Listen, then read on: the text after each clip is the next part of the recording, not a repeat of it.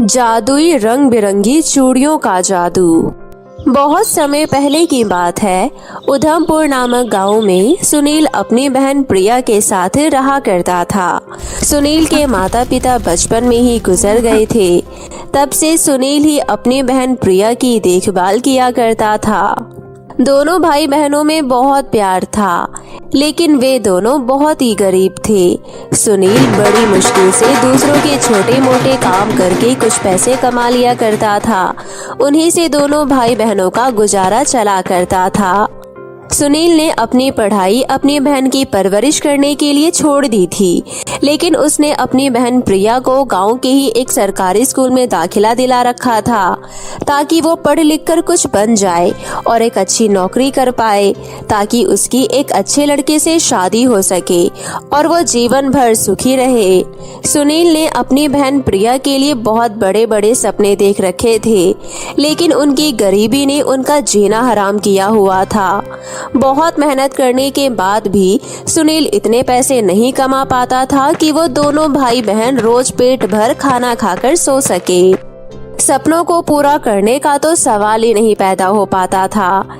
एक दिन जब प्रिया स्कूल से पढ़कर घर आती है, तो वो कुछ देर बाहर खेल रही पड़ोस की दो बच्चियां जिया और सिया के पास खेलने के लिए चली जाती है। खेलते खेलते उसकी नजर उन दोनों के हाथों पर पड़ती है। उन दोनों लड़कियों ने बहुत ही सुंदर रंग बिरंगी चूड़ियां पहन रखी थी। उन रंग बिरंगी चूड़ियों को देखकर प्रिया का भी मन चूड़ियों को पहनने का करने लगता है। इसलिए प्रिया सिया से कहती है, सिया, तुम्हारी चूड़ियां तो बहुत ही ज्यादा सुंदर लग रही है और इन चूड़ियों को पहनने की वजह से तुम्हारे हाथों की सुंदरता बहुत ज्यादा बढ़ गई है। हाँ प्रिया, मेरे हाथों की सुंदरता तो इनको पहनने से ही बढ़ेगी ना। आखिर ये चूड़ियाँ कोई मामूली चूड़ियाँ थोड़ी ही ना है। इन सुंदर सुंदर रंग बिरंगी चूड़ियों को मेरे पिताजी दूसरे शहर से लेकर आए हैं, मेरे और जिया के लिए, और इनकी कीमत भी यहाँ मिलने वाली चूड़ियों से 4 गुना ज्यादा है, इसलिए ये सुंदर तो लगेगी ही। सिया, क्या तुम अपनी चूड़ियों में से कुछ चूड़ियां मुझे दोगी पहनने के लिए? मैं बस थोड़ी देर पहनकर तुम्हें वापस कर दूंगी। इतनी सुंदर चूड़ियों को देखकर मेरा भी मन कर रहा है कि काश मैं भी इनको एक बार पहन पाती। ठीक है प्रिया, अगर तुम इतना ही कह रही हो तो मैं तुम्हें अपनी चूड़ियों में से 4 चूड़ियां दे देती हूँ, लेकिन ध्यान रखना कि ये कहीं टूट ना जाए, क्योंकि अगर ये टूट गई तो मेरी माँ मुझे बहुत डांटेंगी और दोबारा मुझे जल्दी नहीं मिल पाएंगी, क्योंकि मेरे पिताजी अब शहर 1 साल बाद ही जाएंगे। ठीक है सिया, मैं ध्यान रखूंगी कि तुम्हारी चूड़ियां टूट ना पाए, और तुम बिल्कुल चिंता मत करो, मैं जल्द ही तुम्हें वापस भी लौटा दूंगी।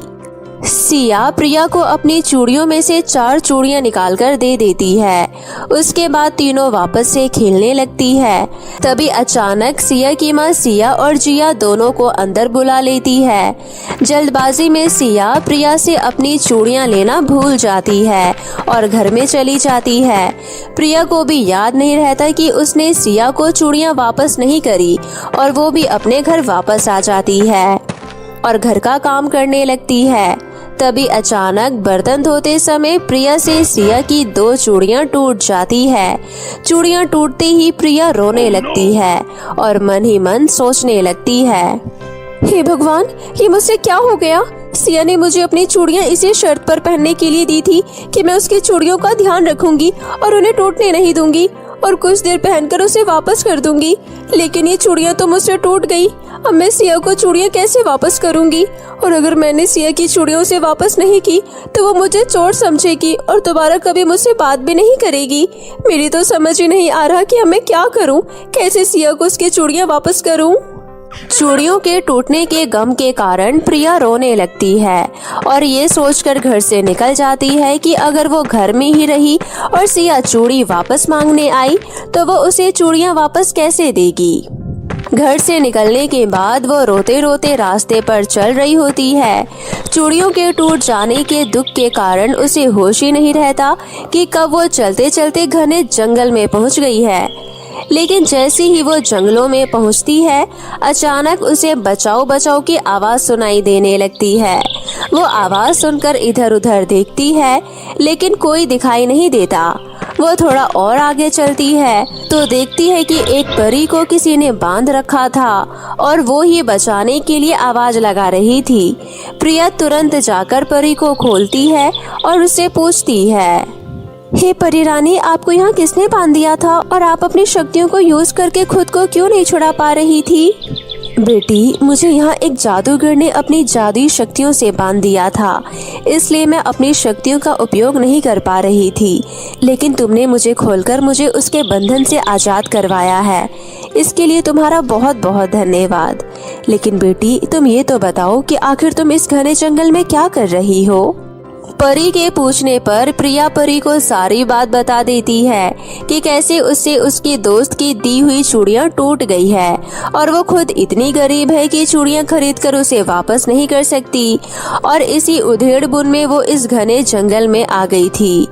प्रिया की बात सुनकर परी को उस पर दया आ जाती है और वो अपनी जादुई छड़ी घुमाकर 1 दर्जन जादुई रंग बिरंगी चूड़ियां प्रिया को दे देती है और कहती है, बेटी, ये जादुई रंग बिरंगी चूड़ियां हैं। इन चूड़ियों से तुम जितनी चाहो उतनी सुंदर सुंदर रंग बिरंगी चूड़ियां मांग सकती हो। इन जादुई चूड़ियों से और चूड़ियां मांगकर तुम अपनी दोस्त की टूटी हुई चूड़ियां वापस कर देना और अपनी एक चूड़ियों की दुकान खोल लेना, और उससे तुम्हें अच्छी खासी आमदनी होने लगेगी, जिससे तुम्हारी सारी गरीबी दूर हो जाएगी। जादुई परी से जादुई रंग बिरंगी चूड़ियां लेकर प्रिया वापस अपने घर आ जाती है और उन जादुई रंग बिरंगी चूड़ियों से रंग बिरंगी चूड़ियां मांगकर अपनी दोस्त सिया को उसकी दी हुई चूड़ियां वापस कर देती है।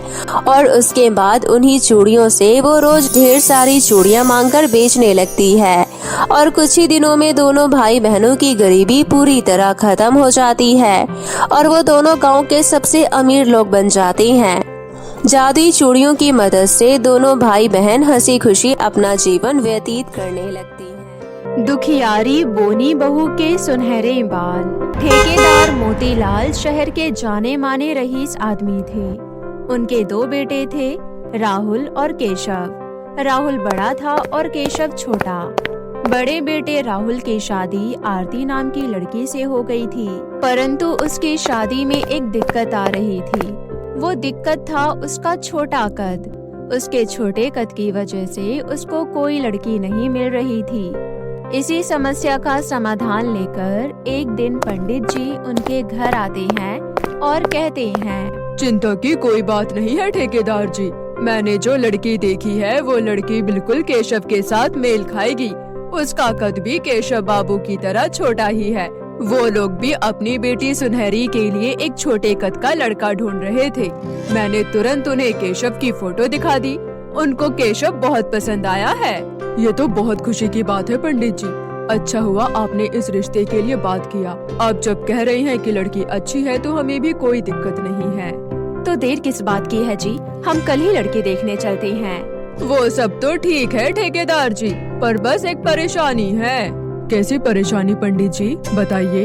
वो लड़की वाले ज्यादा पैसे वाले नहीं है, पर बहुत संस्कारी लोग हैं। अरे पंडित जी, हमें इससे कोई मतलब नहीं है कि लड़की वाले पैसे वाले हैं या नहीं। हमें बस लड़की से मतलब है जो कि अच्छी और संस्कारी होनी चाहिए। और कितने दिनों से केशव के लिए हम लड़की के लिए ही तो परेशान थे। अब जब अच्छी लड़की मिल रही है तो हम ये रिश्ता हाथ से नहीं जाने देंगे। आप लड़की वाले को कह दीजिएगा कि हम कल लड़की देखने आ रहे हैं। ठीक है सेठ जी, मैं लड़की वालों को ये बात कह देता हूँ। ये सारी बातें कहकर पंडित जी वहाँ से चले जाते हैं। उनकी ये सारी बातें उनकी बड़ी बहू आरती सुन लेती है। वो कमरे में आकर अपने पति राहुल से कहती है, सुना जी आपने, अपने केशव भैया के लिए गरीब लड़के से बात चल रही है। पता नहीं माँ बाबूजी को क्या हो गया है, घर की इज्जत की जरा भी चिंता ही नहीं है। गरीब लड़की घर में आएगी तो गांव समाज वाले क्या कहेंगे। अरे आरती, उसकी चिंता तुम मत करो। केशव बचपन से ही बोना है, उसके लिए बोनी लड़की मिलना बहुत मुश्किल है। अब जो मिल रही है वही ठीक है। पंडित जी का बताया रिश्ता मोतीलाल और उसकी पत्नी को पसंद आ जाता है। फिर कुछ ही दिनों में शादी की मुहूर्त निकलवाकर उन दोनों की शादी हो जाती है और सुनहरी उनके घर बहू बनकर आ जाती है। सुनहरी कद में भले ही छोटी थी, लेकिन दिखने सुनने में वो बहुत सुंदर थी। ऊपर से उसके लंबे घने काले बाल उसकी सुंदरता को और निखारते थे। केशव और सुनहरी एक दूसरे का साथ पाकर बहुत खुश थे। ऐसे ही कुछ दिन बीत जाते हैं। फिर एक दिन केशव कहता है, माँ और बाबूजी, मैं सुनहरी को शहर से दूर जो प्रसिद्ध मंदिर है ना, वहाँ घुमाने ले जाना चाहता हूँ। अरे बेटा, इसमें पूछने वाली क्या बात है, जरूर लेकर जाओ, बहू को भी अच्छा लगेगा। तभी अकड़ती हुई वहाँ आरती आती है और अपने पति से कहती है, हाँ हाँ अच्छा है, अभी 4 दिन हुए नहीं देवरानी जी को घर आए हुए और अभी से इन्हें बाहर घूमने जाना है। मुझे इस घर में आए हुए पूरे 4 साल से ज्यादा हो गया है, परंतु मुझे किसी ने कहीं नहीं घुमाया। अरे आरती, ये कैसी बातें कर रही हो तुम? मैंने तुम्हें कितनी बार तो बोला है, पर तुम खुद ही बात को टाल देती हो, तो इसमें मैं क्या करूँ?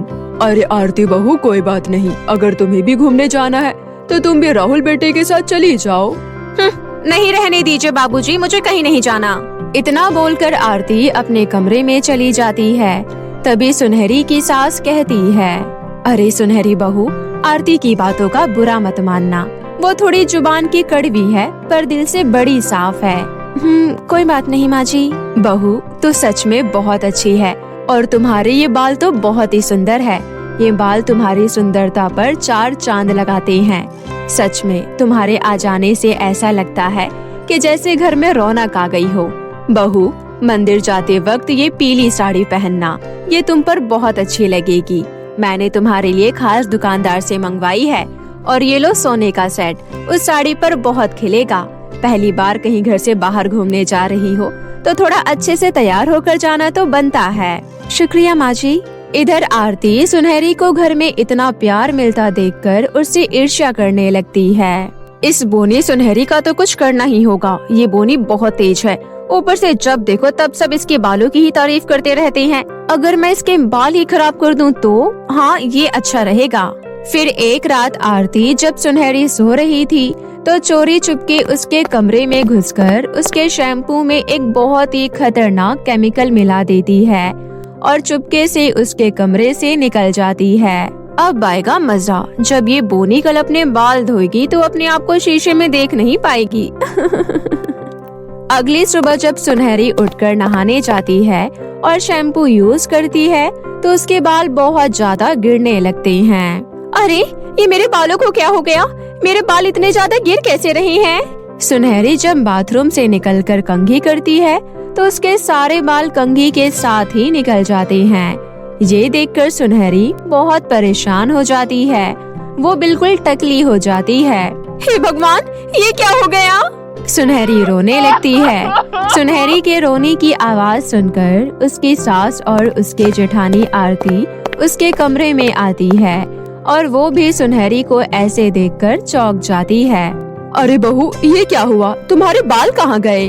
देखिए ना माँ जी, मेरे बाल कितने अच्छे थे। आज मैंने शैम्पू यूज किया, उसके बाद मेरे सारे बाल झड़ गए। अब मैं क्या करूँ?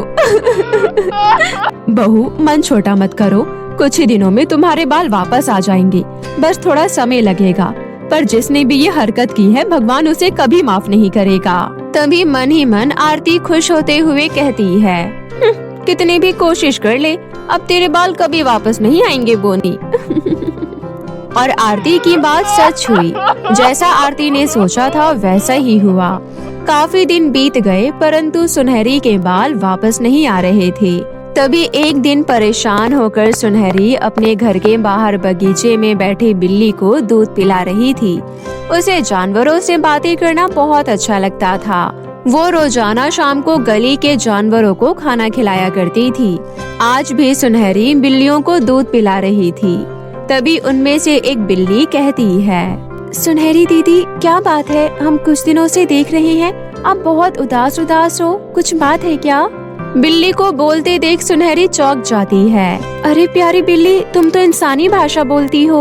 हाँ दीदी, हम लोग बोल सकते हैं, पर हम ये सच्चाई किसी को नहीं बताते, नहीं तो हमें सब पकड़ लेंगे। परंतु आप बहुत अच्छी हो, इसलिए हमने आपको अपनी सच्चाई बताई, क्योंकि हम काफी दिनों से आपको देख रहे हैं, आप बहुत उदास रहती हो, इसलिए आज हमसे रहा नहीं गया। अब बताओ, आप उदास क्यों हो? क्या पता आपकी परेशानी हम दूर कर सके।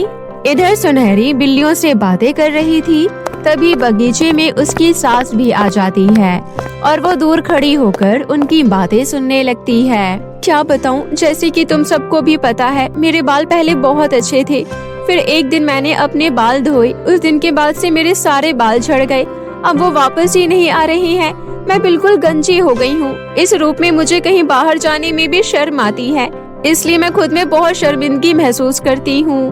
अरे अरे, बस इतनी सी बात, आप अपनी आंखें बंद करो और देखो मेरा जादू। बिल्ली के कहने पर सुनहरी अपनी आंखें बंद करती है और देखते ही देखते सुनहरी के सर पर बहुत ही प्यारे सोने के बाल आ जाते हैं। उन सोने के बालों में सुनहरी बहुत सुंदर लग रही थी। अब अपनी आंखें खोल लो और देखो तुम्हारे सर पर कितने सुंदर बाल आ गए हैं। सुनहरी अपने बालों को देखकर बहुत खुश होती है। अरे वाह, ये तो बहुत सुंदर है। तुम्हारा बहुत बहुत शुक्रिया प्यारी बिल्ली, तुमने मेरी बहुत बड़ी परेशानी दूर कर दी। शुक्रिया की कोई बात नहीं है दीदी, आपने हम जानवरों का बहुत ख्याल रखा है। अब ये तो सुनो कि आपके बाल खराब किसने किए थे? किसने किए थे? आपके बाल आपकी जेठानी आरती ने जलन की भावना से खराब किए थे। वो आपसे बहुत ही जलती थी, इसलिए उसने आपके साथ ये हरकत की है। क्या आरती भाभी ने ऐसा किया? मैं कभी सोच भी नहीं सकती थी कि वो मेरे साथ ऐसा कुछ कर सकती हैं। ये सुनकर मुझे बहुत दुख हो रहा है। तभी पीछे से उसकी सास कहती है, सुनहरी बहू, मैंने सब कुछ सुन लिया है। हम इंसानों से अच्छे तो ये जानवर है, जो किसी की भी मदद के लिए हमेशा तैयार रहते हैं, अपनी वफादारी निभाते हैं। तुम इन्हें रोजाना दूध पिलाती हो और देखो बदले में आज इन्होंने तुम्हारी मदद की। आरती बहू ने तुम्हारे साथ जो भी किया है उसके लिए मैं उसे कभी माफ नहीं करूंगी। मैं अभी जाकर उसकी खबर लेती हूँ। फिर सास घर के अंदर जाती है और सबको आवाज लगाकर हॉल में बुलाती है और घर वालों को सारी सच्चाई बताती है। आरती, तुम इतना नीचे गिर जाओगी मैंने कभी नहीं सोचा था। तुम्हें किस चीज की कमी मिली है इस घर में जो तुम सुनहरी से जलने लगी? अरे बल्कि तुम्हें तो सुनहरी के साथ अपनी छोटी बहन की तरह प्यार करना चाहिए था। वो तुम्हारा कितना ख्याल रखती है।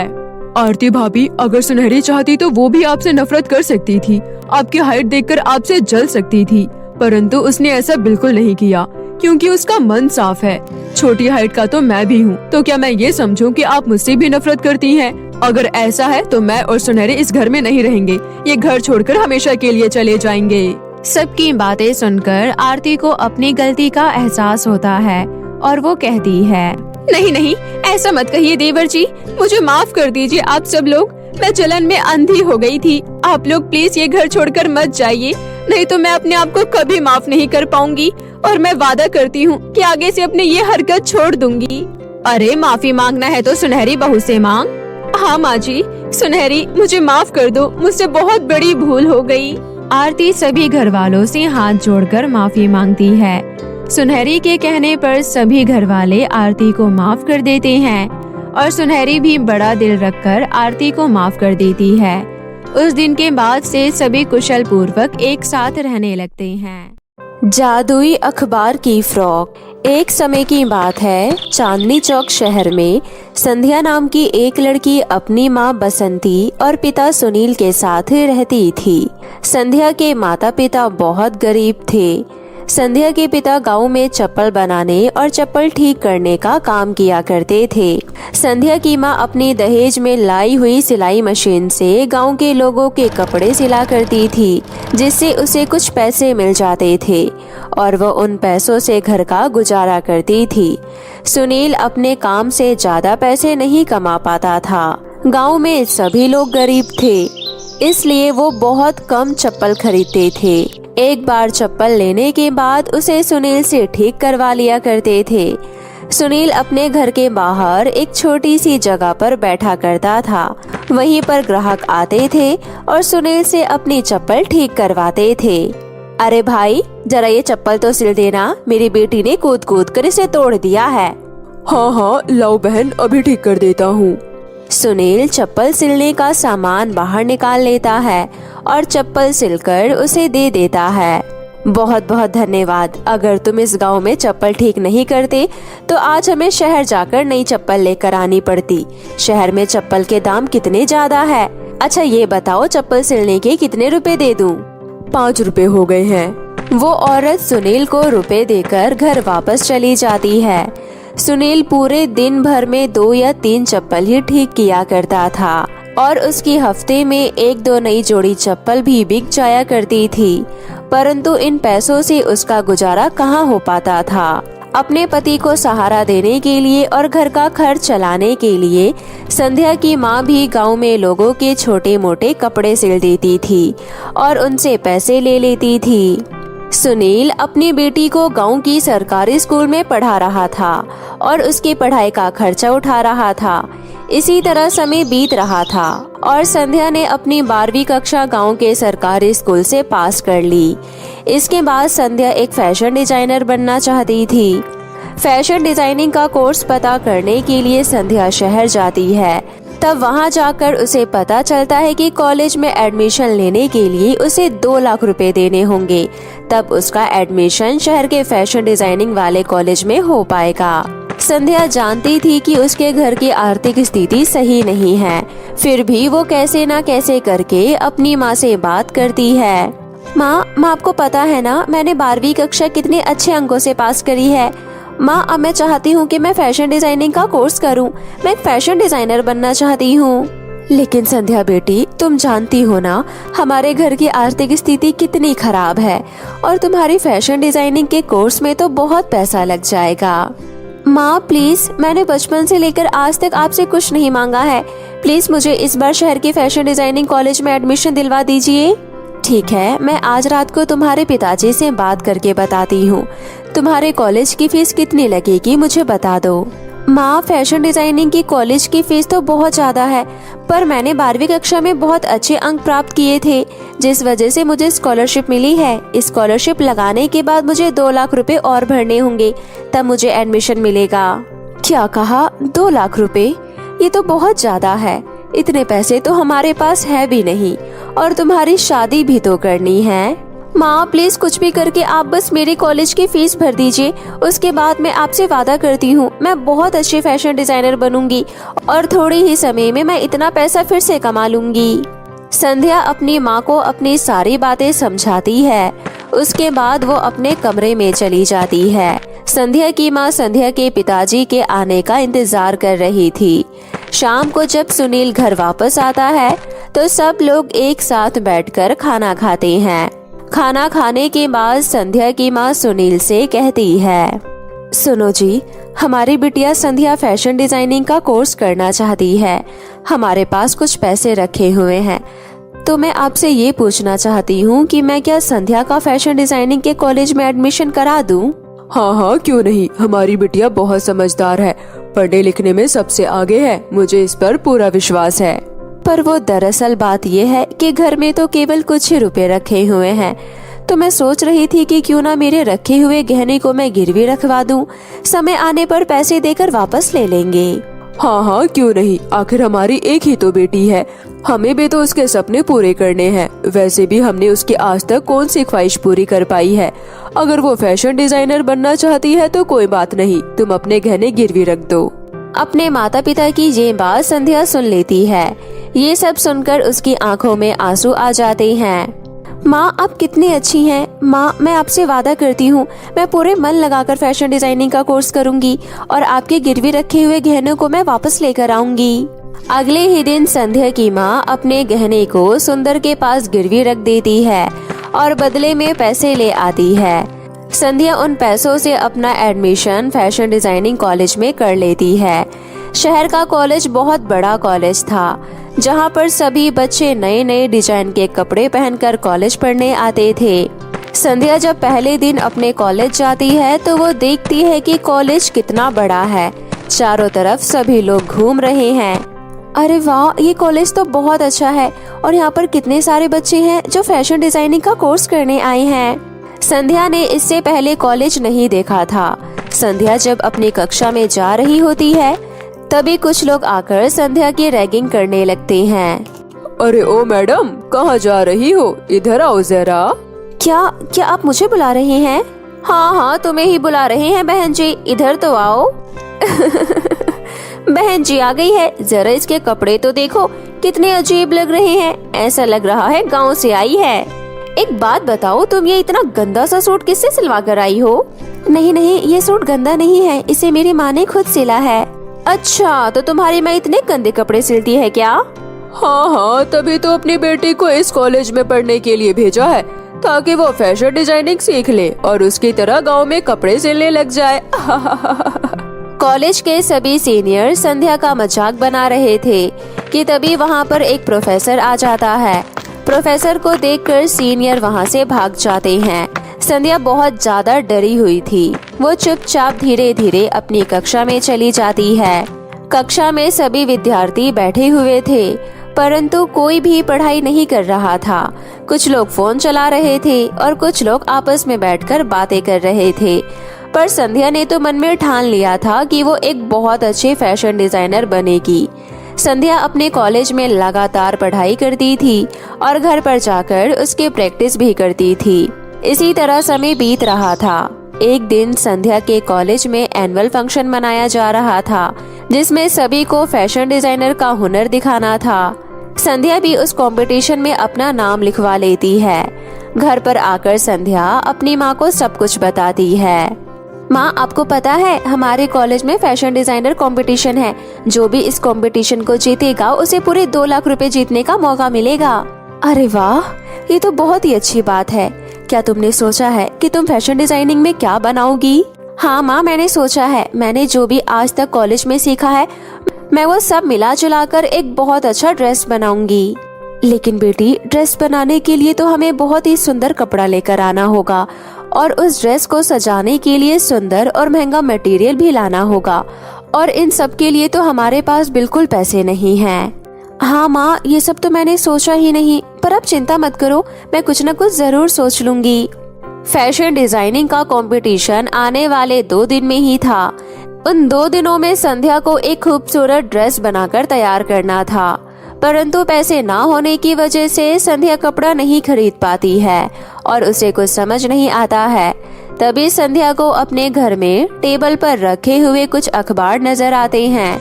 उन अखबार को देखकर संध्या के दिमाग में एक बहुत अच्छा आइडिया आता है। संध्या रात भर बैठकर उस अखबार को काट काट कर कुछ नया सिलकर तैयार कर देती है। संध्या ने पूरी रात बैठकर बहुत ही सुंदर सी फ्रॉक बनाई थी, पर वो फ्रॉक अखबार की बनी हुई थी, जिसे पहनना बहुत मुश्किल था। अगर वो जरा सी भी फट जाती है तो पूरी फ्रॉक खराब हो जाएगी। संध्या ये सोच सोच कर बहुत परेशान हो रही थी। ये फ्रॉक तो दिखने में बहुत खूबसूरत लग रही है, पर मुझे ये समझ नहीं आ रहा है आखिर मैं इसे किस तरह पहनूंगी। अगर ये फट गई तो मेरी तो बेइज्जती हो जाएगी। मुझे किसी भी हाल में ये कंपटीशन जीतना है और अपनी माँ की गिरवी रखे हुए गहने को लेकर आना है, पर ये सब कैसे होगा? हे भगवान जी, आप मेरी मदद करो, कोई तो चमत्कार दिखा दो। संध्या ये सब कहते कहते अपने कमरे में सो जाती है। संध्या बहुत ज्यादा थकी हुई थी, जिस वजह से वो बहुत जल्दी सो जाती है। संध्या की परेशानी को आसमान से एक परी देखती है। तभी वो संध्या की मदद करने के लिए संध्या के कमरे में आती है और उसके द्वारा बनाई हुई फ्रॉक में अपनी जादुई शक्तियों से उसे मजबूत और भी सुंदर और आकर्षित बना देती है। सुबह जब संध्या की माँ सोकर उठती है तो वो संध्या के कमरे में आती है और संध्या की बनाई हुई ड्रेस को देखकर वो हैरान हो जाती है। संध्या की माँ संध्या को उठाते हुए कहती है, अरे वाह बेटी, तूने तो कमाल ही कर दिया। इतनी सुंदर फ्रॉक तुमने कैसे बना ली? ये फ्रॉक तो बहुत सुंदर लग रही है। संध्या जब अपनी फ्रॉक को देखती है तो वो भी हैरान रह जाती है। उसे यकीन नहीं होता है कि वो फ्रॉक उसने खुद बनाई है। संध्या का कंपटीशन का दिन आ जाता है और संध्या अपने बनाए हुए फ्रॉक पहनकर तैयार हो जाती है। संध्या उस फ्रॉक को पहनकर बहुत ज्यादा खूबसूरत लगती है। संध्या उस फ्रॉक को पहनकर अपने कॉलेज में जाती है। तब वो देखती है कि कॉलेज की सभी लड़कियां, लड़के अलग अलग तरह की पोशाक पहनकर आए हैं। संध्या की अखबार की ड्रेस देखकर सभी लोग उससे पूछने लगते हैं, अरे वाह, जरा देखो तो ये संध्या ने क्या बनाया है। मुझे तो लग रहा है चारों तरफ अखबार लपेट कर आ गई है।